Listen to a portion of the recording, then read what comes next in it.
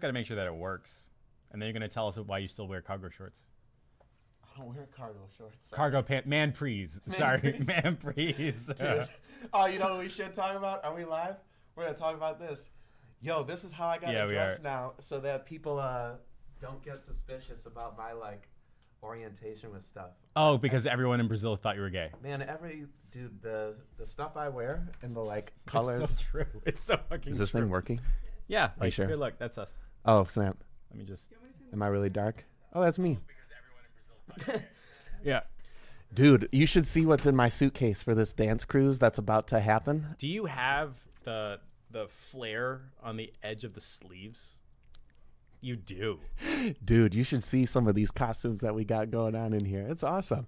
Man, the tricky thing about this community is, so I dance, and everybody in there, like, I would say half the men in any given community are going to be, like, pretty gay. Yeah. Or gay. Yeah. And you got to really distinguish yourself in terms of, like, I'm clearly a very heterosexual man. And the stuff that I am, like, wearing. Yeah. It's like shirts that go down to here, Yes. so that when you like do a little turn, like this thing flips up and Yeah. flips back. It's like, it's suspect.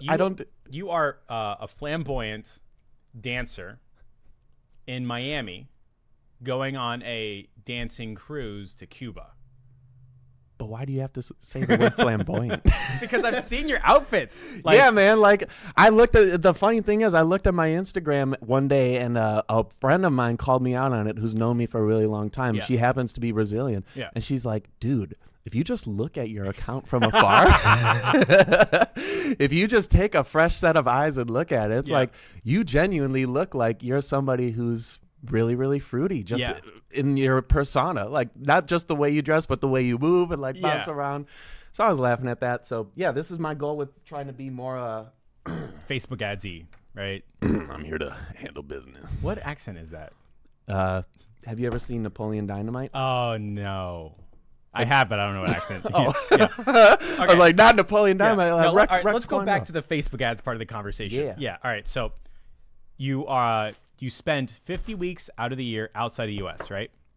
Yeah, 2018, I spent 333 days outside the year, so barely 30 days in the U.S. Spending most of your time traveling across South America, dancing, not for a living, but dancing as like a lifestyle, right? Yeah, so I train for dance. I really love to take private lessons, like go to events and stuff like that. So I'm working during the day, but at night and whenever, I'm really focused on that. Yeah.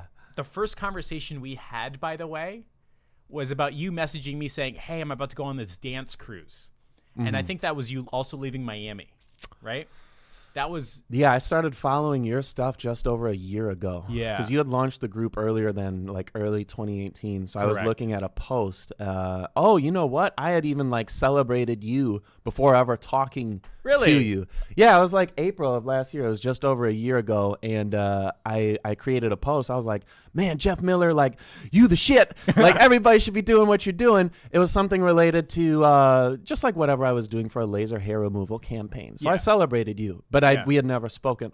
Gotcha. But you said the very first thing that we talked about was like, yo, bro, what's good? I'm in Miami. And what are we going to do? Yeah, that's about right. When was it?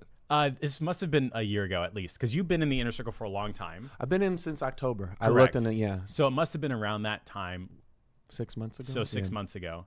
And the way you... Oh, yeah, it was. Yeah, right? You're right. Yeah, it was total November. sense. It was the last time I went on one of these cruises. Yeah, absolutely. Right? Yeah. And the way... Well, let's take a step back. You grew up in Wisconsin, yeah, right? You worked for an agency, and you're like, oh, that's interesting, but I can do better. And you've always wanted to live, like, through dance, right? Like, that's always been your thing, or is, like, not the case? Yeah, I think there are two things. I did, back when I started dancing in 2015, so I graduated university December of 2015. I was slow. Yeah. Like everybody is these days, right? So I graduated university, and I knew that I wanted to basically not fit the mold of the people who are like, they graduate and they're trying to get like that $60,000 to $90,000 per year salary, where they're going to go get burnt out in like a consulting role, but they're going to have status. So I think my MO was always like, I'm a malcontent. Like, I'm always trying to just find like, nah, this isn't what I really want to be doing. This isn't how I want to be doing it. Yeah. So I didn't necessarily know that I wanted to start a digital advertising agency or get into that. But I knew that I was like, man, when a lot of young talented people in your group, like, dude, they're not good fits for working for other companies because they're just too fucking talented to like go in there and do grunt work or do whatever they're kind of assigned to do, and like they should be doing this stuff. So I wanted to dance, and I'm really glad I took Dan Henry's course too. That's how I got started too, right? Yeah, I think everybody kind of started with him and then leveled up and then like kept on that journey, right? So you graduated. You were like, I could get a job, but that probably fucking sucks, right? Yeah. Then you took Dan Henry's course. Is that about right? Or was that the first experience you had?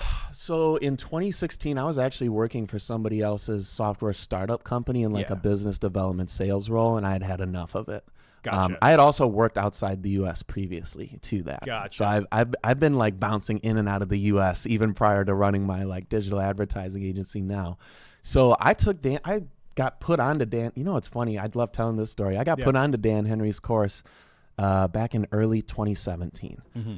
Yeah, early 2017. Yeah. And at the time, like his course was $997. And it wasn't even like myself, like putting myself onto the course, like just finding it. It was my buddy who was like, yo, man, what if we split 50-50 cost on this to try to like, let's just share the login. Because we both went to university together, did digital marketing stuff together in university. And both of us were like, yo, man, we're not getting the respect that we deserve at our jobs. And like, we're not happy. We're not satisfied with this. We could be doing that stuff that other people in his student like group are doing. So I got into that. But you know what?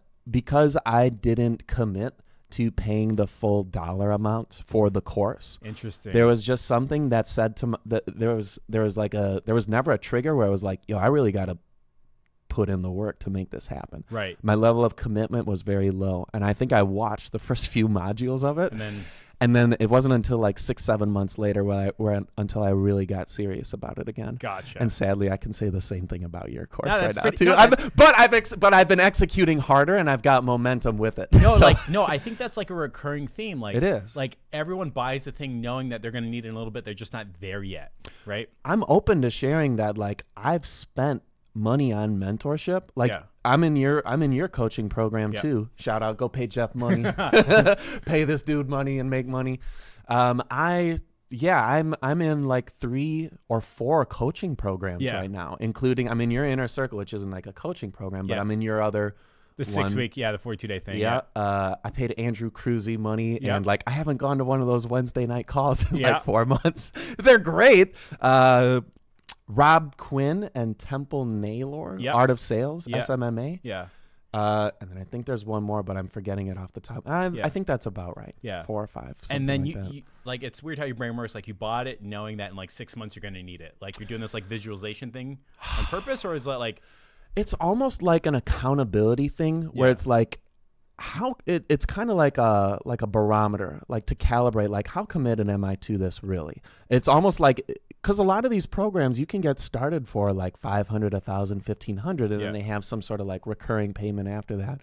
It's like if you throw $1,000 or $1,500 down on something and you take no action on it, then you got to do like a serious like, whoa, where's my energy levels at? Am I burnt out, or is there something else going on? But what my experience has largely been is when you put money down on yourself, like when you invest in yourself, like you're showing the fuck up. It's interesting. Like every time I've paid too much money, I get that shit done. Like I've been paying Alex Becker a lot of money. I'm getting it done. I paid Alan, my webinar coach, a lot of money. I'm getting that shit done. Right. Yeah. I like your journey on, because you were talking about this in Nashville. So there was the Funnel Hacking Live event in Nashville, and you had a mansion. Yeah, we had the mansion. I don't want to say mansion. I want to say I had you sleeping on top of. He had a 2-story bedroom with like 2-story house. And it had like 4 bedrooms. I just want to say that you were sleeping under a guy, next to a guy who was under another guy. There were 2 bunk beds in that room. We're like grown ass men. It's Deep's fault. I didn't know. Like, no, that was great. But no, to stay on track, you were talking about, you were talking about like working with Alex and working with somebody else who was doing Alan, and then somebody for your webinar. Yep. You know, what I found is, and again, I don't have any coaching programs. I've got no affiliate. Oh, dude, you owe me money. I do. Okay. you want $50? Like I want a shirt and a $385 bill. That's what I want. I have a shirt for you. Oh, really? Cool. It's not the 25. It's not the 30. It's the 10.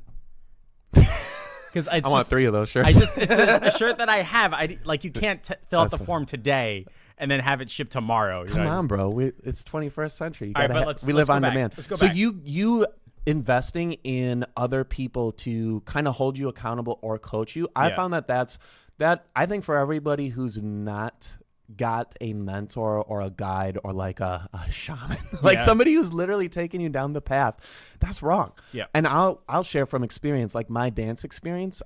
So totally unrelated to the digital marketing scene, like me and dance. So far, this has been told, but but it's relevant. Yeah. I've grown exponentially as a dancer and as a human purely by being in private sessions with like other super talented dancers. So you're breaking down like your most basic of motor skills. Like you're not moving your shoulder where you're starting it from up here, you're starting it from back there. Not up here, but back here.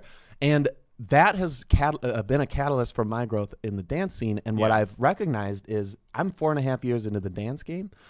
I really fucking wish I could go back in time and just start doing private lessons sooner. Interesting. Because I've seen the growth come, and it's slow, but it's progressive because dance is really tricky. But in the digital marketing scene, it's pretty fucking fast. If you get around the right people and if you actually get into groups or specific one-to-one coaching or one-to-many coaching, it's fantastic. It's interesting how your brain changes, how you accelerate results and all that simply by I'm going to put money down on me, right? Like it stops you from dipping your toe in and you go you just jump in the deep end, right? But let's go back to your story. Mm-hmm. You left the job that you had in the beginning, like an agency, business development type thing. Mm-hmm. You moved to South America, right? I did, yeah. Where did you start your Facebook ad agency experience? Geographically where? Sure. I was in the USA about 6 weeks into quitting my job as a business development rep, whatever the fuck that term means. I was handling all the demos of the software and the tool. I was basically 6 weeks I was 6 weeks away from quitting in April of 2017. So it was February. I started going through Dan's course, and I actually have a journal, the 5-minute journal, where you do the daily. Cool. Yeah, and I like reflecting back on that because I was the 6 posts in the journal that I have leading up to April are I was definitely in the mindset of fuck this work, bro. Yeah. So I started that agency journey or getting into Facebook ads in early 2017. And I had dabbled prior to that, but that was when I started Dan's course. So I was still in Milwaukee, Wisconsin. There we go. Yeah, I was in Milwaukee, Wisconsin at the time. And then as soon as I quit, I bounced back to Columbia and tried to freelance for the rest of 2017. And it really wasn't until 2018 when I started to get more laser focused on the agency side of things rather than I'm going to write copy or I'm going to try to design funnels for people. Try different stuff. Yeah. Yeah. So it really helped, still looking back at Dan's course in the latter part of 2017 and early part of 2018 and then being in more groups and then eventually getting into your group. Yeah. It was the problem with the start to my journey was it was really tough, I think, to come up with a package, not here's a set of tools and I'm gonna use these tools for you. But what you were talking about on that coaching call yesterday, it's I'm not here to assemble. What was your analogy? I'm not here to put tools in a shopping cart and ask for a bulk discount, right?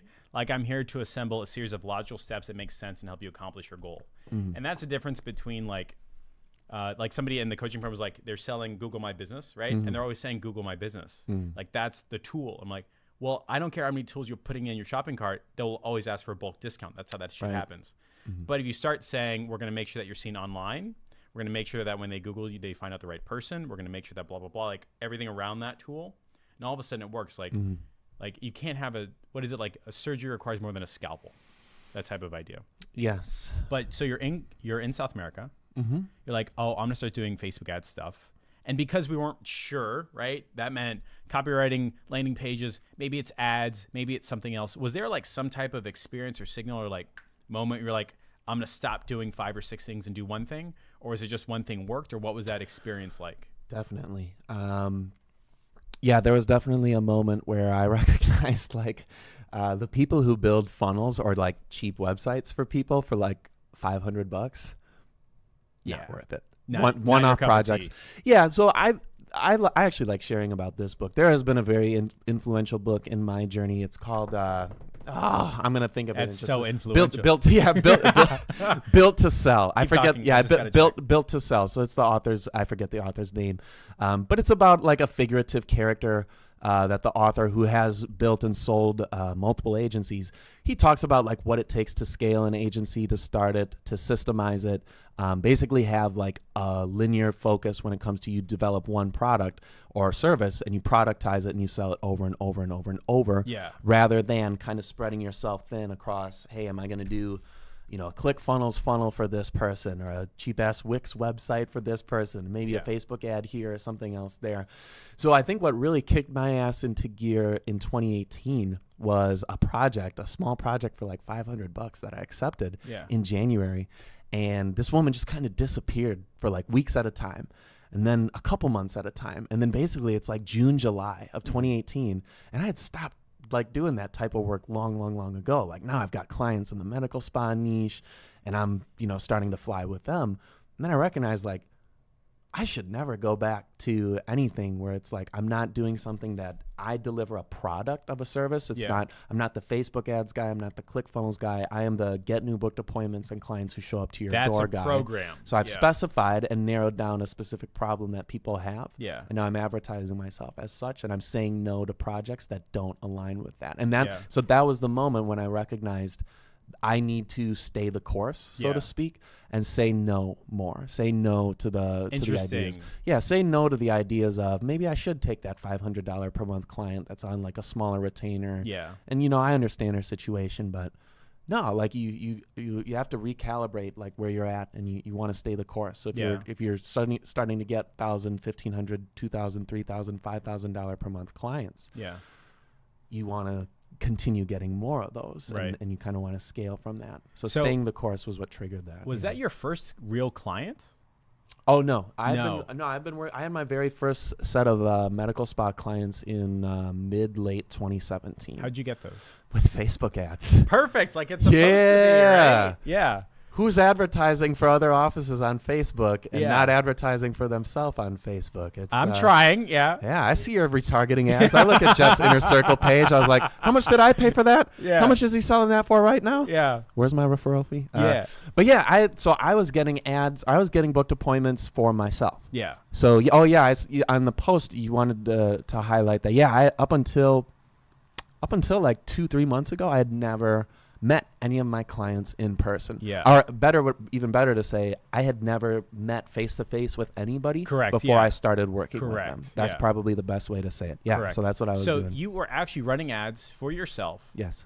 As New Patient Engine, right? As my name, but with the brand name. Wearing the stuff, right? Yeah. Yeah. And so I remember you showing the ads in the ClickFunnels house that we had, and you're like, oh, wait, hold up, stop scrolling. Let me tell you about, right? And I thought that was like really interesting because you're using how they describe their problems. Like, I don't think you're mentioning, hey, I want to sell you Facebook ads. You're saying you want clients that show up and buy your expensive stuff, right?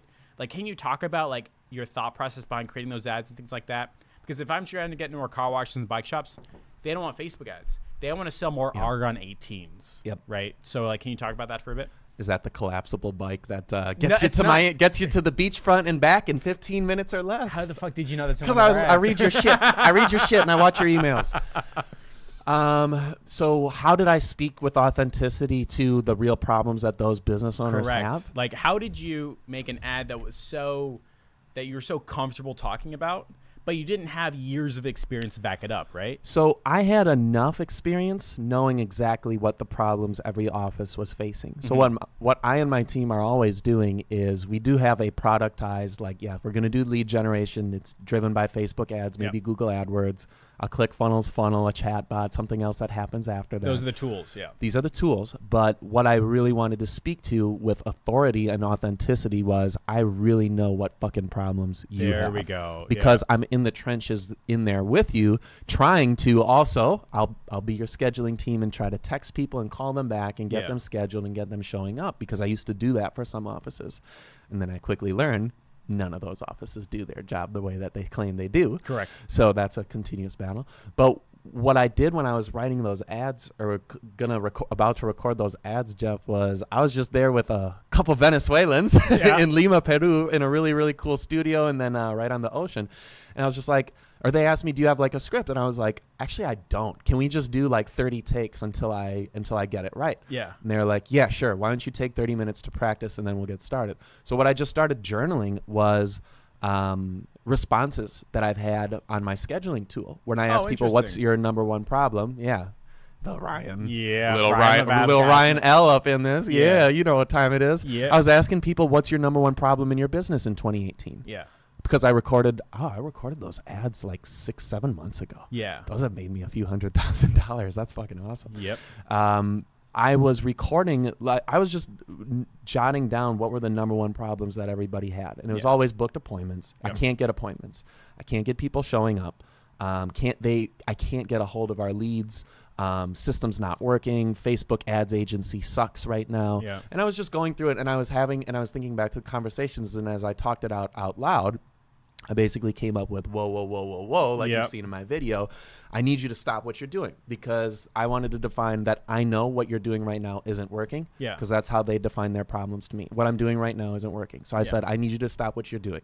I need you, and this was like my power language right here. I need you to stop wasting thousands of dollars on paid advertising every single month. Yep. That is not bringing you new booked appointments and clients who show up and buy. And that's straight the tribal language from the form fills that you got. Plus a little like Gotcha. Nick sauce. But I was defining exactly what their problem is. I need you to stop wasting your money on a system that's not getting you new booked appointments, that's not getting you new clients who show up and buy. Yeah. So it was speaking with authenticity to the problems of your audience. Yeah. Regardless of how much experience you've had in the niche, if you've served 100, you should have a level of intimacy knowing exactly what problems your clients have, because how else are you going to fucking solve them? So I think that is so incredibly important and so key, because everyone's running around saying, I don't have 10 years of experience, I can't do the thing. I haven't generated 10 times the ROI, I can't do the thing. I don't have blank, so I can't do the thing. What I'm hearing from you is all you have to do is not try to be an expert, but instead let people know you understand their problems and may have a better way. Yeah, and it does come from experience, but it doesn't mean that you can't get started immediately solving people's problems that they're telling you that they have. So you have a really good structure in your course of doing, which I love using, I appreciate the it. onboarding docs. Yep. So you have to have, and it's all about systems. Yeah. Talk about systems, baby. This is it. all systems right here. So if you're getting on if you're trying to find prospects, or if you have a prospect and now you're going to have like a conversation with them, you need to understand what they're going through right now. And your onboarding docs are like 45 questions. Yep. And I think by the time, a lot of people, when I paid attention to their posts, they were saying like, oh yeah, I asked like 3 to 8 of these, and the other person was like ready to buy all of a sudden. So what you're trying to do is you're trying to build intimacy with people, getting them to understand that I understand you. Like I want to understand what's going on here. This isn't a sales tactic. Correct. It's just I actually need to understand what you're going through. That's how real people exchange problems and money and solutions. You gotta, there's a dynamic here. There are two parties on this, whether you're dancing, whether you're getting a Thai massage, which I do that too. I remember that in Nashville. That was very unwelcomed. Oh yeah, so if you ever want to see Jeff get super uncomfortable, just touch him. Don't. You're so strong. Look, though. I'm a heterosexual man, but I massage people. So this is one sweet spot right there. Jeff is looking like he's wincing in pain, but what he's really doing is saying, his eyes are saying, this feels so fucking good, and I don't know how to let myself feel good right now. Yeah. But yeah, it's a dynamic where you got to understand, like, it's a conversation that you have before you start working with people, but it's something that develops in your working relationship. So you're in South America, you're having these conversations, you're shooting the video, but let's go back like 2-3 weeks. How did you have that? How did you know what they filled out the form? Like, did you say, hey, MedSpa owner, fill out this form? Were you running ads already? Like, how did you get the info to run the ad that made you hundreds of thousands of dollars? So to answer the first question, how did I get their response to the question, what's your number one problem? I was already running ads for my business. Shout out to Jason Ledbetter, who's been running my ads since back then. That's guy in Atlanta? And that's the guy that you owe me money I'm for gonna pay. referring Yeah, to this yeah, group. yeah. That's what I'm talking about. I just forgot. This Yeah. dude bought me some like ribs and brisket before we started this interview. That would hoping I make you forget. Yeah. Nick is no longer hungry. He's Yeah. good. He started running ads for my business in June, July of last year. Yeah. And then what really became a catalyst for that growth in that was like I actually got on video and spoke to the problems that the people were having. Yeah. So Jason set up some great shit for me, but it was really like understanding so they were filling out a form with their name, phone, email. Yep. Obviously choosing a time on a calendar, and then in my calendar tool, I selected one question. Acuity Calendly, something like schedule that. once. Yeah, schedule once. Still using it. So I asked them, what's your number one problem when it comes to getting new booked appointments in 2018, or what's your number one problem in your business? Something like that. You were just running an ad that hit your calendar. So I was running, at the time, it evolved before I finally got like on video and got on camera, which I think everybody should do. Those people who are really comfortable or uncomfortable getting on camera and speaking with authenticity, whether you have authority or not, speaking with authenticity, that vibes with people. I definitely have an advantage because I am a white male and I look like a lot of my clients or their clients, like close people there. But all your clients are in the United States, right?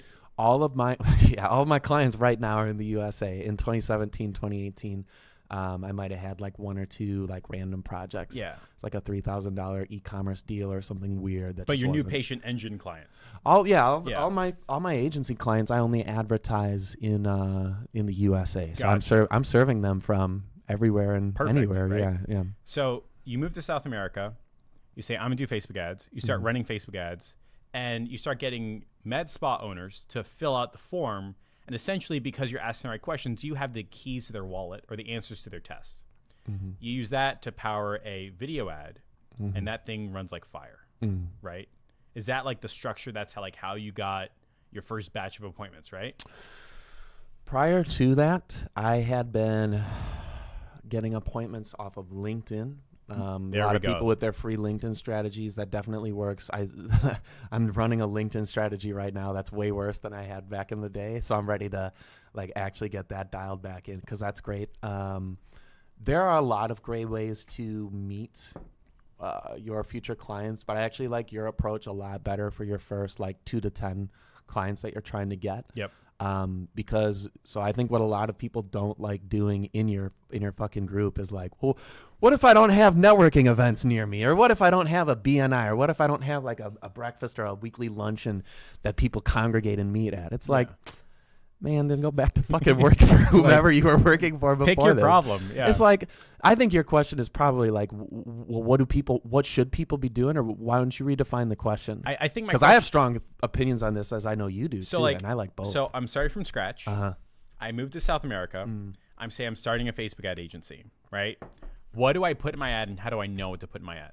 What do you put in your ad, and how do you know? Yeah. Okay, so if I have served clients before, Yeah. I would go and document the biggest problems that all of them are having before they started working with me and while they have working with me. Yeah. Not necessarily saying that you are responsible for solving every single one of their problems that they have, because that's not possible unless you're there and pulling people aside and coaching them and training them. So what I would suggest is if you want to run Facebook ads for your own business to get you new booked appointments for like sales calls or like future clients, the ad content yourself should definitely be, you could go one of two directions. I would say start with you speaking with authenticity, saying like, hey, if you've had this problem before, like all my other clients have had, I want you to stop having this problem. I'm Jeff Miller. I run AskFam, and we've got a solution that could work for you based on this data that I have from you. But an even better approach that I like now is Jeremy Haynes runs some great stuff, and he's like spoke at a conference, and there's a great 16-minute video where he talks about every single objection. That's Megalodon, right? Megalodon Marketing. He doesn't live too far from Yeah. here. He's got that nice view. Yeah, he doesn't sit. I like Jeremy's Instagram. Who's watching? Shout, throw a DMM in the comments if you fucking feel me. Jeremy Haynes is the truth. He's not on Jeff's level, but yeah. Well, so he used to work for Grant Cardone. What am I gonna do? Yeah, right? man. You're dog. It's a process. Patience. baby steps, yeah. We're coming for that ass, Jeremy. Yeah. Just kidding. I like Jeremy too. He's got a great video where he talks about every objection that you've ever had from somebody on like a sales call with you or in a face-to-face conversation. You should curate a piece of content write out a post that defines, hey, I understand that a lot of people in my niche have this problem. Yeah. And then define what is causing the problem, and then connect the dots on a solution, and then speak to that on a video. Oh, interesting. And you do that. Yeah, you do that for every objection that people could have had in the past with you, and you run Facebook ads to that. So not only are you making like awesome content for like your profile funnel, but now that specific problem and hurdle that's stopping people from buying from you is what the ad is. I phrase that horribly. Yeah. So my view, my stance on this is that when you're starting out and you haven't served enough people yet to be able to speak with authenticity on that, that's not the setup for you. Gotcha. But once you've now had like maybe 10, 20, 50, 100, 1,000 calls where you like, you know what a lot of people are frustrated with, then what they're sick and tired with. Jeremy's strategy. Now you have to highlight the top 3 to 10 of those objections. Yeah. And you just address it. Because what Jeremy says in that video, if you want somebody to buy something for you, it doesn't matter if it's I want you to buy something from me, the agency owner, or if you're my client and I want somebody in the area to buy something from you, it would be really tough to do this for all my clients. But like I want to give that audience all the information that they need to make a decision before they actually arrive to the 30 minute like consultation or face-to-face interaction. Yeah. So who's read that Frank Kern sales letter where it's a long form like, hey, you might have seen one of my ads and I'm straight up trying to sell you something on this call. We're going to talk about that later. So what he eventually does is he does say, and I charge a minimum monthly retainer fee of $15,000 per month. If you don't want to get on this call because I might pitch you at the end if it's going to be a good fit, that's fine. Yeah. So I think what I'm trying to authentically or ethically do more with my advertising is I want to weed out the people who aren't good fits for what I'm offering, just like I'm trying to do with my clients. Like, so one of the things that I don't like doing is advertising anything free. Yeah.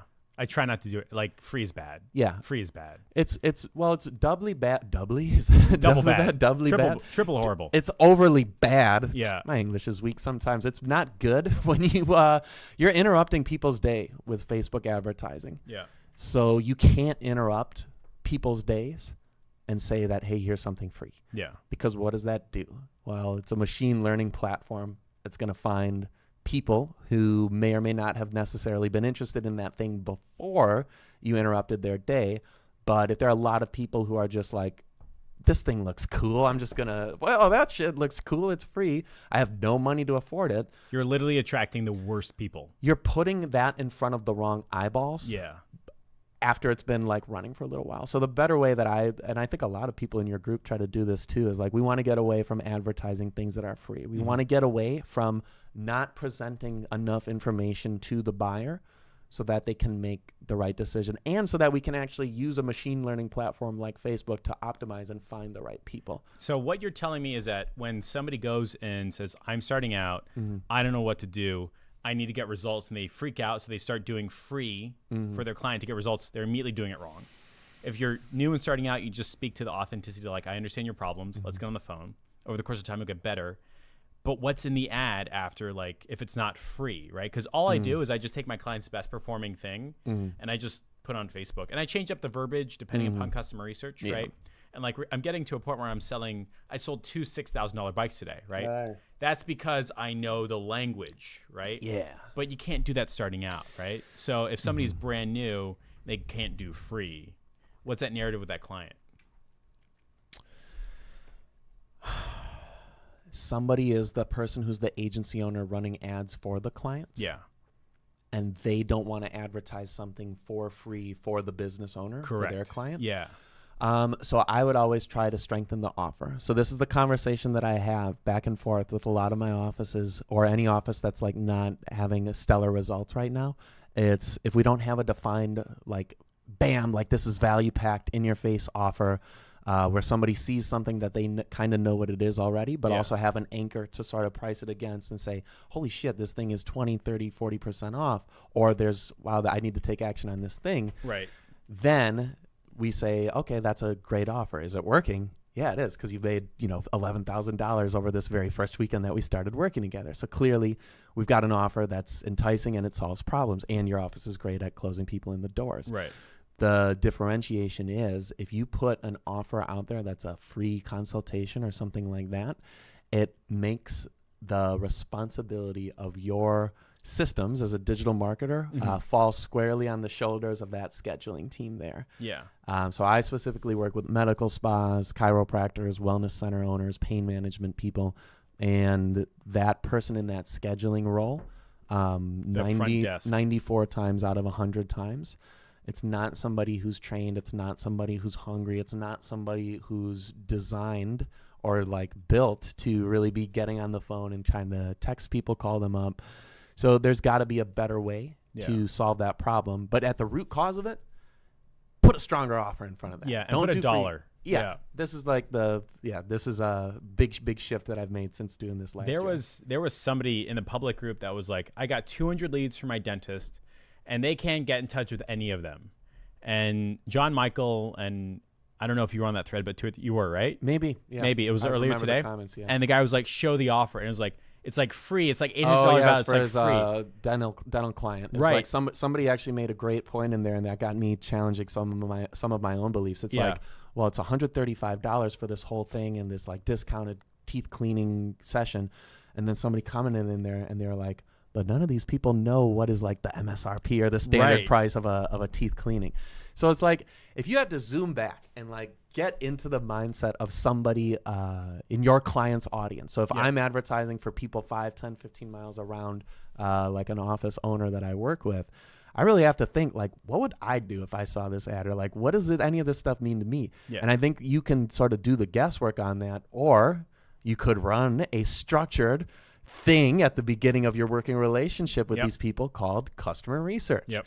And what you do is clearly, you write a post, you say, hey, I'm Jeff Miller in Jeff Miller's office. We're expanding. We want to serve more people. Yep. Help us serve more people by filling out this quick questionnaire about spam Or stuff. something about bikes or car washes or And stuff. we look forward to hearing from you. Yep. Ciao.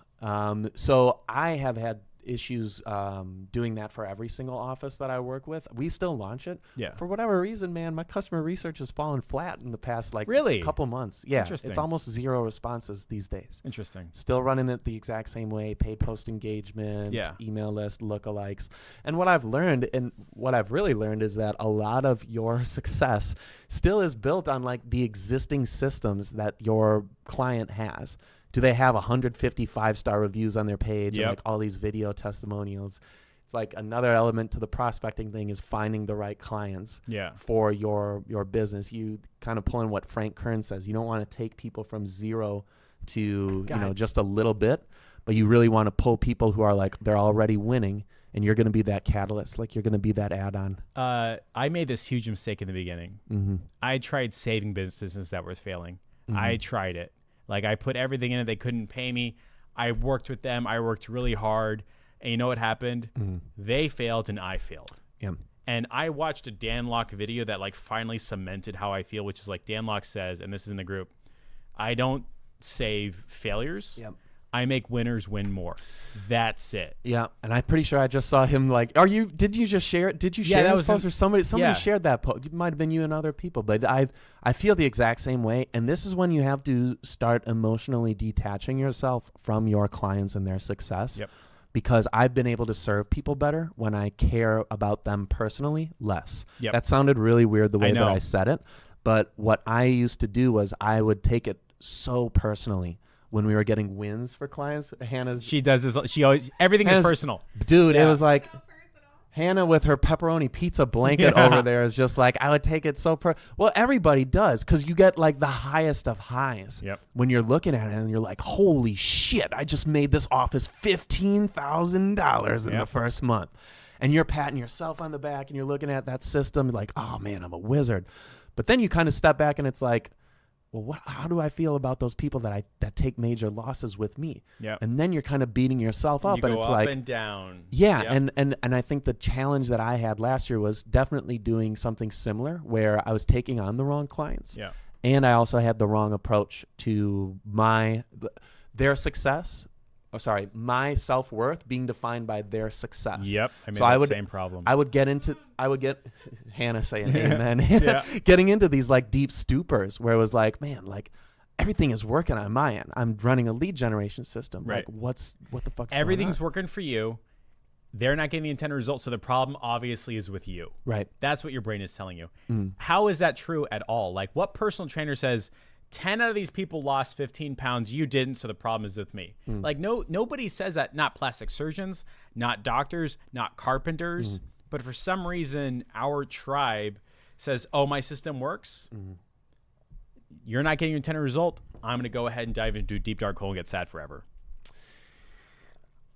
I think that process is rooted in like the solopreneur type mindset that a lot of people just naturally, by virtue of being somebody who's launching your own business, like you're going to be having more conversations alone with yourself than you've ever had in your entire life. Yes. If you want to magnify, if you want to multiply that by 10, try doing it while you travel across the world. Yeah. So it's the way you solve that is by having strong community. So you can get it with mentors. You can and should get it by joining Facebook groups, because if you're not in Facebook groups that are nurturing and supporting like your interests, your passions, your hobbies, your professional life, your whatever, and you're like not getting energy from that and insight, you should change that right now. It's been really cool having this realization that I've been going through for like 6 months or so, because I got so high every time I got a lead notification, like a text message. I get 14. Everything is right in the world, right? But you know what happened? The car wash guy was like, "Oh, I don't know if this is working," and then I'd go back down. Right? I feel the same way, because what I'm doing right now is, and this is also why you not only do you need mentors and you need like support groups, like literally like this is a therapy group. Yeah. Which is very healthy. Like I'll talk about like some other cool therapy stuff I do, but like I have the same issue where I can't sort of turn off that dynamic of I need to see that my stuff is working. Yeah. And what I do is I BCC myself on every lead notification email that goes out to all of my clients. Yeah. So anytime I want to check, and which sadly is like hundreds of times per day. Yep. Like I totally, if I had the ability to track it, I do this in my Gmail inbox that goes to my patient lead tag. These things get archived. Yeah. And they go they skip the inbox, but I still get to look it up anytime I want. Like I can't turn it off. So I think what was your original point on it? So my original point is that like, and this is on the whiteboard outside as we're like trying to figure this out. My clients will almost never tell me I'm doing a good job. Almost never. And I think that's because they think if they tell me I'm doing a good job, I will raise the retainer fee. I'm making them so much money, I'm charging more, right? Yep. That's almost never the case, but that's what they think, right? And that happens when you have a non-program relationship. Like I'm running a program, costs $3,000. It's going to be 6 weeks long. Jeff, your program maybe 18 grand. That's a conversation you can have. When you have a conversation saying you're going to put me on retainer, they don't want to share shit with you. They will only tell you shit's not working because they're afraid you're going to increase your prices. So I, by accident or by design, sought out the you're doing a good job in other communities. Oh, I see what you're saying. Yeah. So I never looked to my clients to say doing a job. They never would, right? It's like a fish trying to climb a tree. Ain't going to happen. It's like that Facebook post that I made this morning where I was like, I took like one of our cool sculpting clients did like 10K in their first month, and then they did like 100,000 in their next month and 50,000. And I actually have a relationship with that office where they were like, yo, we're really crushing it. Yeah. But like the other ones, like, yeah, you're right. I've never actually thought about that before. Yeah. Like you don't get the support or like the you recognition, did good. the recognition. Yeah. Like they will never say I did an A, like, in college, like A+, right? Never going to happen. Yeah. I just think the easiest way to resolve that, not with like a Band-Aid fix, but something that you actually address that at the core, is just like getting communities of people where Correct. you can demonstrate that, hey, this is working, and whether or not my client wants me, that's fine, or recognizes and respects me right? as the hard-working person I am. So we talked about your journey. You moved to South America. You started your Facebook ad agency. You did the first batch of ads, got people on the phone, had a conversation. Yeah. Better ads over time. But somebody signs and pays you money, right? Your first batch of clients, was that 1,000, 2,000, 3,000, 10,000? Like, what was that range that you felt comfortable charging? Like on the project or the monthly retainer? Let's just say monthly retainer, right? I think for the longest time I was allowing people to, good phrasing. Yeah, I was allowing people or accepting people into programs that were less than $1,500 a month. Yeah. I would try to get people on $1,500 to $2,100 per month back in 2018 last year. Yeah. For a couple of reasons. And what I've learned now is there is actually kind of like a magical number that I'm gravitating towards, where it's like anybody who doesn't have the money to invest in something like this. Yeah. This is probably just not a good fit for them, and you can disqualify them on price right off the bat. Yeah. $2,000 per month where they process their own ad spend. So I am not charging these people for their ad spend in my package. So it's usually an office that spends like $4,000 to $5,000 a month on marketing. And then in that is like your fee. That's how they think about their budget, right? And this is interesting because I still don't understand how everybody universally thinks about a dollar amount that they see. So now we're talking like a structuring a contract strategy now, right? Yeah. Because everybody does it differently, and everybody has success with both models. Correct. Is this one lump sum fee, or is this a management fee plus? And the way I now start phrasing it is you're in control of your ad spend. So, I like that. Yeah. So what I've recognized, and actually I might even like renege on this in a couple months, is if we're crushing it for one campaign or for one office and they're getting people showing up and buying, and we say, hey, Mr. Jeff, if this is working really well for you, you just let me know and we'll double, triple your ad spend, and we'll get more video content up and we'll use more of that. Rarely have I found that any office comes back to me and says, let's turn this shit up. Correct. Because what I have also found is that there is like a threshold for even the best offices that I've ever worked with when in terms of like handling lead flow, lead volume. Mm-hmm. And sadly, it's under 200 for every office. It's under 150 for every office. It's under 100 for almost every office. Per day or per week? Or per month. Per month. Yeah. So 3 a day. On average, yeah. They can barely handle 3 per day. Yep. Barely. Yep.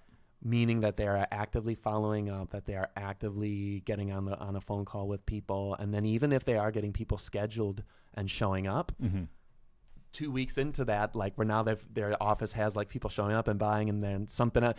All a lead generation system does like this is it solves a lead flow problem for the office, and then it exposes other problems. The next bottleneck. Right. Yeah. Whether it's with the people that you're attracting as leads, or, and 99% of the time, it's actually within the office itself. Correct. So now Jeff's got my wallet again for me paying him money to go through a program, your 6-week coaching program, to or build the 7-week next program. So it's and the way I've always defined this is when I used to take sales calls and actually like dive into this topic on a conversation with that prospect, they would ask, I don't know what they would ask, but I would always say, hey, they would ask, do you have a guarantee? Yeah. Or do you have like something like, how is this going to work? Like, I didn't see a demo. All I saw were testimonials. All I saw were this other stuff. Yeah. Now I have my guy show video or demos of the whole thing, and like, they love it. Yeah. But before we showed that visual aid, people were asking, well, how do I even know this works? I say, Mr. Prospect, like what this is going to do is it's going to solve your problem. Yeah. And then it's going to linearly expose problems in your office. Yeah. So the very first problem that we're going to solve is your lead problem. So right now you either have insufficient quality of leads or quantity or quality of leads, or both. Interesting. And I would get them to define, like, where do you think the problem is at? And we would probably already define it on the call. So then I would say, okay, so what if I gave you 10 leads today? What would happen? Or if I gave you 100 in a month or 50 in a month, what would happen? So then they would kind of paint this picture of them getting leads, going through the process of getting people scheduling, getting people to show up and buy. Mm-hmm. And this is like the Michael Jordan, let's visualize that Game 7 win before we actually see it happening and actually execute on it. What I would do with them is I would get them to talk out exactly what the process is going to be just by leading them with questions. And what we would say is, you're not going to schedule, like Jeff Lopez actually in his interview said that he did a really good job of actually setting real expectations. Like, if you get 100 leads in a month, you shouldn't expect 100 people showing up. Yeah, he said like 30% are going to buy, and of those, half are going to buy, and then maybe you get 3 or 4 $2,000 sales. So this is not a system that's designed to burn out people's scheduling teams. It's not what it's designed to do. Yeah. But it is something that your office has to take action on for 5 to 10 minutes every day. Even if I build out all my automations, my own call center, my own like person manually texting and following up and warming these people up. Yeah. Like we can get you prepaid leads. We can get you people paying a deposit or a payment in full, but they still want to have like an intimate touch or connection with the office before they actually show up. And that was actually one of the things that I said in my advertisements for myself. It was like, yeah, all you need to do is then when we talked about, you need to get people feeling like they want to get on a call with the office because they do actually need that thing that you're offering them, so that they feel comfortable speaking to a human and then putting down a credit card to actually reserve a spot. So that all you have to do is do what you do best: deliver 5-star quality service. Now I invite you to click the link below. That's literally the cadence. That's literally the cadence, because that was what I found is literally what people defined as what they wanted when I asked them, "What's the journey look like if you get a lead, and then what happens next?" Yeah. And they would always like talk it out, and that was kind of how I built out the flow of that. So let's say you sign a client.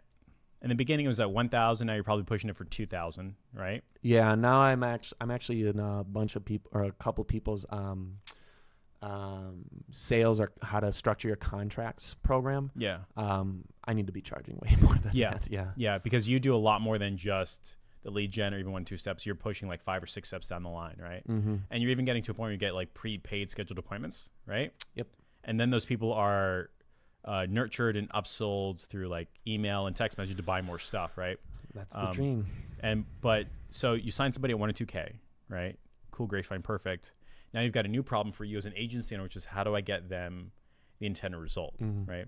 So is there I don't want you to share your ad, but I want like, what's your thought process behind your ad? Because for me, I have my sick and tired line that you can't put sick and tired in, but it's the idea of sick and tired line. Hey, Miami, sick and tired of blank, blank, and blank. That's from the customer research for like car washes or bike shops. My name is Jeff Moping Car Wash, and then the offer, right? And then there's a McDonald's problem, which is like most business owners can't actually communicate their offer, and they can't do it in a way that's like Facebook friendly. So I have to like, I don't lie, I rebuild everything, and then the customer comes in like, hey, I'm calling him for the deluxe. Like, okay, great, this is the deluxe. So like, do you have the same structure for your clients' ads, or do you like take them off the shelf, or how does that work? Yes, I have the same structure, and I hire other copywriters. Interesting. So I think it's really important to follow a process like you have for writing your ads for your audience. Correct. Or for your clients, right? And clearly it's working.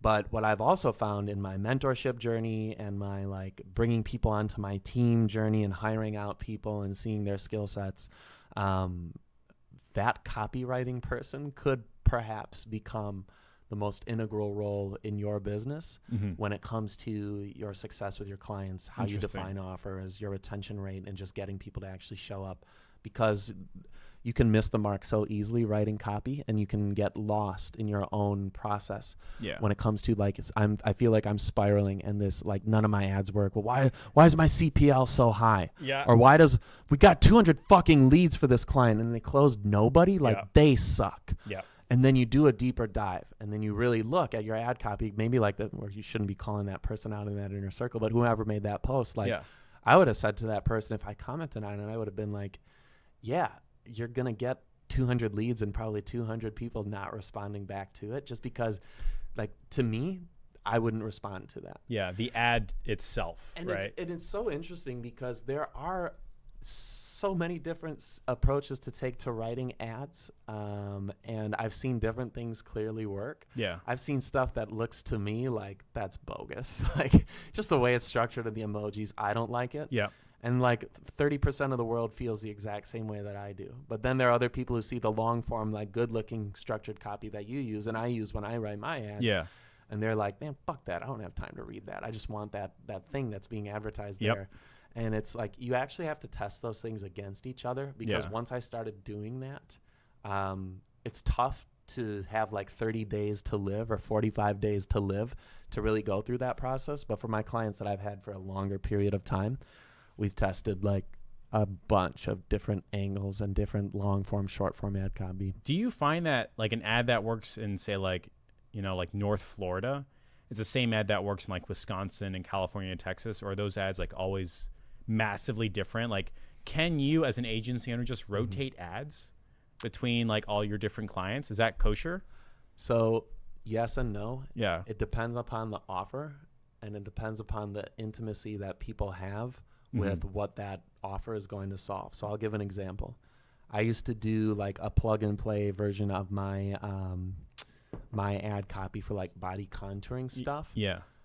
It was based off the research from an office in Arlington, Texas. Yeah. And when I wrote it for them, it crushed it. Like that office, you guys should start working with me again. They made so much money in the first like in the only 2 months that we worked together. But then like tax season came around and the office owner like shut her business down to focus on tax. I was like, that's baby, stupid. we're making money hand over fist with this. Like, why can't we keep doing this? Okay. I ran that ad in other locations with a different creative, and it didn't work Interesting. at all. Yeah.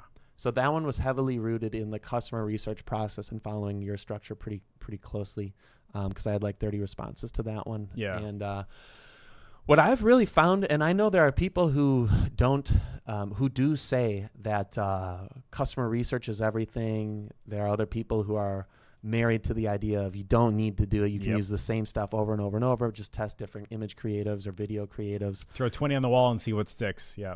I don't have a defined answer when it comes to like, can this offer work everywhere? This ad copy work everywhere? The only thing I do recognize is you have to have a strong offer everywhere, and you have to make it relevant to the people that you're putting it in front of. So you do medical spas, right? Which means cool sculpting, fat loss laser. Like, what are the 10 different things that your clients offer? You know what I mean? Yeah, the most common client I have right now is definitely CryoSkin. So this CryoSkin, so the distinction between these technologies is, are they going to help kill fat cells? Are they going to freeze fat cells? Are they going to do combinations of those things and warm and tone the skin so that it actually gets tighter? So there are combinations of things where it's like fat reduction, fat loss surgery, which is kind of weird. Oh, interesting. Yeah. I haven't started that campaign yet. A lot of injectables and fillers like Botox, Dysport, Juvederm. Yeah, things I've been like hearing that. Juvederm a lot. Even things where like the varicose veins, right? Well, ladies specifically want like fuller hands. So I've never looked What is at that? it. What does fuller hands mean? Do you know what I found in this niche, and also from like dating women? It's like I can't judge anybody for thinking that they want to improve a certain part of their body. Yeah, that's fair. Yeah. Because I used to think about long and hard, like, man, why am I serving these people in this niche? They just want to put fucking injectables or Botox fillers in their face or their hands, or they want to like augment and contour things. And then I thought about that, and I was like, well, don't I do the exact same thing when I try to shape out my beard, which I didn't do before this video. I didn't get a hair. I need to get control of my life. So yeah, the majority of the offices that I work with are doing some sort of like fat reduction or skin tightening treatment. Yeah. Fillers and injectables. I feel like I'm forgetting one of the other big ones right now. So when you have like a Botox ad, right? Because I've been following this because I've been following your journey. So Botox used to be like the super big thing. Then they started selling it by cc's or units, right? Then it became a commodities game. Now Botox has no money in it. Botox is just the entrance to the next thing. That's what I'm seeing. But that's not correct, right? You can still take a Botox offer and wrap it up so somebody wants to spend real money. Is that correct? Dude, I think the majority of the people who come in for Botox or Dysport or any injectable or filler, that's not like $550 per syringe. Yeah. So there are different things that serve different purposes and sort of like in terms of like filling things or lifting or stretching wrinkles or whatever. Yeah. I just let the experts define what exactly it does, but I write the ad copy that's aligned with what the product actually does. What I have found is that people are dropping like $300 to $1,500 per visit. Yeah. On these units that can range anywhere from like Dysport on the lower end being like $5 to $8 per unit. Yeah. And Botox maybe like $9 to $15 per unit. But your offer in your ad isn't saying buy Botox for $8. Oh, right? yeah, it is. Oh, it is? Per unit, yeah. Oh, okay. All right. So I'm wrong. All right. Yeah. That works. Perfect. Yeah, and actually what I found is that mentioning the dollar amount per unit, it's a very small dollar amount per unit. So you're throwing something out there where they see like $9.99. Yeah. I actually really like advertising at that price point because in the comments, the business owner will often comment saying, oh, yeah, if you're thinking about both your hands or this spot between your eyebrows, he'll give like a range or she'll give like a range of how many to expect so they can kind of piece together, oh, yeah, it might be at least $100 to $500. Gotcha. But this is a really like ethical and clean way of like stating to people like you now know exactly how much this thing is going to cost. And my ad copy that's crushing it for that niche Yeah. is really long form. That's actually, I took a cue right from your how to write ads that get people showing up and buying based on the customer research. Yeah. Like that thing crushed. That's it. so fucking I've had cool. I've had like 5 or 6 of those in the last 6 months where I wrote ads that they're like, even to this day, they're getting leads for like $1 to $2 cost per lead. That's so fantastic. And I wrote them, and all we do is just rotate audiences. We That's don't. fantastic. Yeah, we don't. We just let the same ads keep going. That's They're so crushing it cool. still. We're coming up to, it's almost 6 o'clock, right? That was What time did we fast. start? I think like at 4:30, Damn, right? So it's just Hannah. over an hour. What's going on? So if you guys are interested in like Q&A and all that, now's the time. We'll stay on for another like 10 minutes or so. Are you open to like a couple strategy sessions, like 3 15-minute phone calls? Yeah. You are, right? So if you're watching and if you think it'd be really cool having a conversation with Nick about med spas and how you went from 0 to 30,000 a month, right? How you got your sales guy closing sales without you, the ads that are running to get people scheduling an appointment, like the whole journey, just comment Nick my face. Just Nick my face, right? Just hashtag Nick my face. And then I'll set 3 of you guys up with a 15-minute strategy session. But I don't think there's like, well, we'll just stay on the line until like there's any questions and all that stuff. This one was pretty uninspiring. I wonder what else. What other thing have we talked about at length that I think a lot of other people bring up in the inner circle? Well, I think what's interesting is like there's a new cohort in the inner circle of all people are starting like new, right? You see like the loud noises posts and all that. And it's always the same challenge, which is where do I go? What do I do? And what results can I lean my confidence on, right? So it's always like, where do you go? Go meet people in person, right? Easiest, best way to doing it. You had a background in it, so you just started running ads immediately, right? And then it's, what do I do? Like Facebook ads, like the Wallet Out campaign, all that. But I thought what was most interesting is what result do I lean my confidence on? And if you don't have results, you don't have the confidence, right? And so I thought was really, really smart of you is saying you don't need to be an expert. You don't need previous results, experience, case studies. You just need to make sure that you know that they know that you understand their problem. Yeah, I think at the earlier stages of this, the frame that you have, you need to be the I'm the authority in terms of like the processes person. So you need to be able to like kind of like you have drawn up with all those lovely little squares in your user diagram flow. It's like, here's exactly what's going to happen first. Yeah. Then we move into this. And then this is how that next phase is going to work, or how that next component of the system is going to work. So when you speak with authority as to, I know exactly how this works backwards and forwards, that's just like product knowledge. Yeah, it's not saying, oh, this is how Zapier works when it integrates with ActiveCampaign, and then it sends it to a Google Sheet. And now you're just confusing them and not adding value. Yeah, you're just throwing names of tools out there. That makes no sense. What you want to say to them is, I mean, if you're struggling to get clients or to frame yourself as the authority as you're just starting out, I would say really just get locked into a course and somebody's inner circle program or a mentorship program so that you can see exactly what those people are doing. Maybe even say, hey, here's a white labeled case study. Like I've never used a case study before. I don't know if you've ever used like somebody else's case study as your own. I've never done that. But like, I've never had to lean on a case study because I had what you mentioned, which is like, I know the steps. Yep. But for some reason, when I got started, everyone was saying just do a free trial to get a case study. I'm like, where's this case study store? Because I did a free trial. I don't have a case study. Like, am I supposed to buy a case study? Are they BJ's, right? And so now they're like, they're in the course, right? And it like helps build the confidence. But like a case study does not necessarily get you a client. It just gives you the confidence to have a conversation. I think you want to demonstrate to people that what you're going to do is going to work for them. Yeah. A case study certainly helps, and you could show that to them as they're looking at, the rest of your system that you're going to present to them. But it's really just understanding like what are their doubts that they have about working with you, and how do you overcome that as you're starting out. It's a different game when you're starting out versus once you've got momentum and once you've got established results. Correct. But just go get those first 10 results. Like when I got my very first client, I had to say to him, this is $1,500 per month, dude. And he's like, oh, well, and he's got a great accent. I'm not going to try to do it. It's like, oh, man, Nick, well, you seem like you know what you're talking about, but you've not done this before and you didn't show me anything else. Why don't we just run it for the weekend? And if you get me a few leads, like, we got yourself a deal. Yeah. And that's how it worked. Very cool. So I've never like put that into a case study, but that guy did give me a testimonial. And So Nick Robbins, by the way, built $1 million business just on that, what you mentioned right there. 48-hour trial, 24-hour trials, but yeah. what's he doing? He's based out of Utah still. He has a house in Delray Beach, so like 3 hours north. I've seen his house. Yeah, it's pretty cool. Facebook. Yeah. And B-Top logo is still kicking ass. Like they're doing absolutely fantastic. But he got his start, went from 0 to $1 million by doing what you just said, which is I'm going to run it for 2 days. And this is to prove that I can do the job and attend in the marketplace. Yeah. What I want to do now that I've got my Go High Level set up, ready to rock and roll, is I want to start everybody out with a customer reactivation campaign. Yep. Or say to somebody, hey, if you're not a good fit for my monthly retainer, as we just presented here. Yep. Like I even had my sales guy, Rafa, I had him just articulate what is like a customer reactivation to somebody that we could sell as a package, as like a downsell. Have you ever done anything like that before?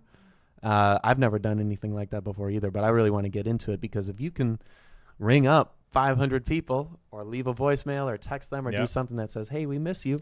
Where you at? There's a guy, and I totally forget his name. He's based out of Florida. He's going live in the Inner Circle, and his whole spiel is getting 24 appointments in 24 hours for a gym. That's his database reactivation. He gets 24 appointments in 24 hours. That's how he gets people saying, yes, I'm going to pay you money. It's a great tagline, right? That's what I've been wanting to do for a long time, to start the relationship, because it gives you more like leeway and flexibility when you're running Facebook ads. Because like there are people who have like this most recent, like a neuropathy client that I just launched, like they made $12,000 in 5 days. Yep. I've had other offices who have been live for like 4 months and they haven't made 12 grand, or at least as their Google sheet indicates, but they're still working with me because I'm solving problems that they actually Isn't that have. funny? Like it's results by their definition, not yours. Yeah. Right. We got a question from Mario. It says, Nick, what systems are you using in your business that are most critical to help you scale from 0 to 30 and then 40K a month? What systems are you using that you think are most important? I think rather than saying software tools, what systems am I using? Yeah. To scale from 0 to 30,000. So I think the way I can answer that is the biggest challenge that I've had going from like 0 to 7 clients and then 7 to 14 clients and then 14 to 21 clients is like every 7 clients that you get, it seems to like expose a new problem that you have internally when it comes to managing them. Yeah. And for me, it was rooted in my intake form process and my like internal CRM. Like, how do we communicate internally? How do we track things? Yeah. Like who's responsible for what task for which client? How is it getting done or not? That's not a sexy answer to like, how do you scale to 30,000 though? I would say the system that I committed to for scaling was definitely my Facebook ads. Yep. But I don't recommend that to people unless they're like really knowing what they're doing, because it's, they got 30 grand to burn. Well, yeah, something like that. But what I really think, what system would I recommend for scaling? Dude, you got to get into mentorship. Because what I can probably recognize is every program that I've joined, there's always like 1, 2, or 3 small, but seemingly small, but really big things that I pick up and implement immediately. And then other things that take time to dial in. But like even just joining one other person's program recently, it's like I just found a texting and follow-up solution. It's called Hire Ava. Yeah. I'll share you the link and I'll share it in your group. Yeah, it was like somebody was mentioning like Call Sally or Lisa or what was the thing that somebody was using in your coaching group and they said this actually isn't any good. I haven't a clue. Well, it was the one you're using. Jill's office. Yeah. Jill's office. Yeah. And then in another group, in Rob's group, somebody was like, yo, we're using Hire Ava, Hire A-I-V-A or A-V-A. Yeah. And it was working great. That's and so I was cool. Like, yo, I might have to check that out. Jeff Lopez has a person dedicated. Yeah, I wonder if replying to all those text messages. Yeah, I wonder if he's actually like hired. Because I forgot to ask him about this, because I know he did mention that in that way, like he's hired a person. But I wonder if he's got Hire Ava, because that is actually a service that literally has a dedicated team of people who are managing that. Yeah, text messaging as a managed service. That thing would help out a lot of these clients who are like really bad at following up. Yeah, and it sort of warms up the lead and says, "Hey, can we get you on a phone call with the office right now?" And then that's going to call you immediately. I used to start 3-way calls with people, and like, man, it's exhausting solving these people's problems. Bro. I know the pain, but it's fun. That's so cool. Well, I'm super happy that you are now making an F ton of more money than you would have if you stuck with your job that you hated. Yeah. You're literally traveling the world, doing what you wanted to do since the beginning. You're like kind of famous in the dancing community. Nope, not even close. You're going on these cruises. I'm not famous, bro. Not famous, yeah. Well, your clothes make you feel famous. My right? clothes make other people think I'm gay. Yeah, that's pretty much what happens. And welcome to Miami. Hannah, is any questions that you want to ask, or? He has a question. I meant you. Oh, me. Oh, yeah. When was your transformation of like, fuck you, client, I'm the authority? I'll repeat the question. When was your transformation from like, fuck you, client, I know what I'm doing, I'm the authority, I'm right, you're wrong? Every week for the last like few months. Like your transformation of having that realization. Like how far in were you where you weren't like a slave to them? Probably at the beginning of this year, end of last year. Because what I really, I mean, examples like, because you're talking about this with your like the toolbox analogy, or no, the employee versus the agency. Yeah. So I think to oversimplify it, you define somebody who is an employee. Yep. Even though they run their own agency, like somebody you define as an employee is somebody who gets a directive from their client, and then you say, okay, I'll get that done by the end of the day today. Yep. Whether or not that's something that should actually be done to serve them based on your system. Correct. That you're providing them, a system, a combination of complex systems, one system that you're providing them. So I started giving pushback to people late last year and early this year, where 80% of the time was like, no, you don't want to do it that way, because even though you'd like to see your stuff advertised in a certain way, let me just handle it. That client's been with me for the last 6 months. Actually, those two. Yeah. And then another one actually very recently. This dude's just straight up like, yo, we don't call our leads. I'm like, dude, bro, I know you've been burned in the past, but you do need to follow up with them. And then the guy was saying, well, actually, we texted and followed up with all of them. I was like, did you follow up with all of them? Yeah. And he's like, yep, look at the Google sheet. I said, I'm looking at it right now, but I don't see my fake lead with my real phone number getting any text or call from your office. Sneaky surveys, So what I ended up doing was, I had that transformation at the beginning of the year where it was just like, we really do need to follow a process, and that's what I'm presenting to you. Yeah. It's what I build for you, but also the expectation that you've got to do something to make this work for you. And that's really like a program unknowingly. These are the steps that we're doing. I'm getting these steps done type relationship, right? Like you can go to surgeon and be like, I want you to do other work. And he's going to go, that's not the surgery, right? Yeah, it's why you've got to have something that's a really clear, that's why I like being in this coaching program with you. It's you got to have packages or packaged things that you sell to people. So rather than saying I run Facebook ads as a service, have a product that you sell them that renews. Yeah. So if it's the wallet out campaign. I just say wallet out campaign. Wallet out campaign that gets you 30 leads or 30 customer opportunities every single month. That's the program. Yeah. So this is a more defined way, and so I think it's really how you now structure you as somebody who like serves people too. I don't ever say to people, "Hey, I'm your Facebook ads guy." Yep. It's like, "Yo, I'm your systems engineer." Yeah. And we should really try to follow things the way I've been doing it. That's getting another office $100,000 last month in Cool Sculpting. Perfect. So like she has the ambassador program, Wallet Out campaign. You have like your own named program. There's a Tiny TV program for Iconic Becker because it's no longer branded. It's Iconic Becker. There's the Clean Up and Cash Out email program. Like each tool, you wrap it correctly, follow the steps, you now have a program, clean start, clean stop, and you own that relationship. It's no longer like employee freelance. You're not taking direction. Yeah. You're providing a structured program that gets the intended result. And once I figured that out, all of a sudden it was like a bulletproof armor. Like, no, that's not what you bought. No, you didn't pay me to do posts on your wall. You paid me to run this program. Right. And it became this box where they're like, all right, we get it. You're going to do your work, and then we can talk later. And it's just like it helped a lot. Yeah. That is a big step that I am making right now. I'm super psyched for you. Just going to help. Like $30K a month is like an absolute fucking fantastic number, dude. Your parents must be so psyched. Do they know? I smoked a cigar with my dad last night, and we talked about like the journey of like how to get your first clients, because he's a professional photographer. Yeah. And now he owns his own like art studio. And I was saying to him, like, he's hearing me talk a lot because I don't see my parents very much because I'm outside the U.S. quite a bit.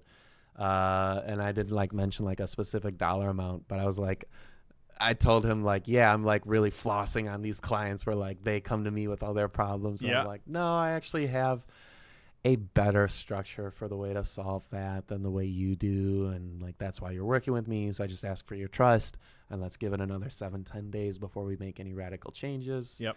And all those people are like, cool. Very Let's talk next week. I So, think yeah. that's it. It's been an awesome time. Can you click the stop streaming and the end live on the two windows? Because once I fucked that up, and Becker and I were still streaming. Turns out you have to end it on OBS. Man, all these clients, all these people in Jeff's No. inner circle are fucking No. idiots. What are they doing out? No, I'm joking.